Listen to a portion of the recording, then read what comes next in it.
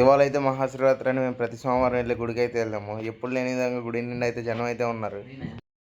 ఇవాళ అయితే టెంపుల్ మొత్తం నీట్గా డెకరేషన్ చేశారు, పూలతో క్లీన్ చేసి. చూడండి ఎలా ఉందో.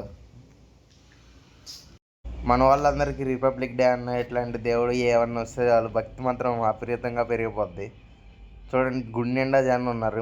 విడిగా అప్పుడైతే ఎవరు ఉండరు. వీళ్ళంతా స్పెషల్ దర్శనం అండ్ స్పెషల్ అభిషేకం అంట. అక్కడ వరకు వెళ్దాం అనుకున్నాను కానీ అక్కడికి వెళ్ళి వీడియో తీయలేకపోయాము.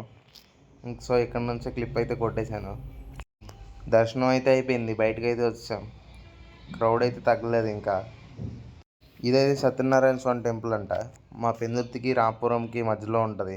ఈ గుడికి అయితే మేము ఫస్ట్ టైం వెళ్ళాము. గుడిలో చాలా ప్రశాంతంగా ఉంది, క్లీన్గా కూడా ఉంది గుడి మొత్తం. ఈ గుడిలో కోనేరు కూడా ఉంది. కోనేరులో ఒక తాబేలు ఉంది, అది మాత్రం ఎంతసేపు ఉన్నా కదలట్లేదు. దాన్నే చూస్తూ ఉన్నాను. కోనేరు చుట్టూ అయితే చాలా నీట్గా ఉంది, ప్రశాంతంగా ఉంది. అక్కడ కూడా చూడండి ఎలా ఉందో నీట్గా. ఇక్కడ ఎవరో వెడ్డింగ్ షూట్ చేసుకుంటున్నారు, మనం డిస్టర్బ్ చేయలేదు కానీ వద్దామని లేపు చిన్న తాబేలు అయితే కనిపించింది, దాన్ని చూద్దామని చూస్తూ ఉన్నాను అలాగా. దీని పేరేటో కూడా నాకు తెలియదు. పెయింటింగ్ వేసి అక్కడ పెట్టారో తెలియదు, మరి వాళ్ళు వెడ్డింగ్ షూట్ కోసం తెచ్చుకున్నారో తెలియదు. ఇది చాలా బాగుంది చూడడానికి.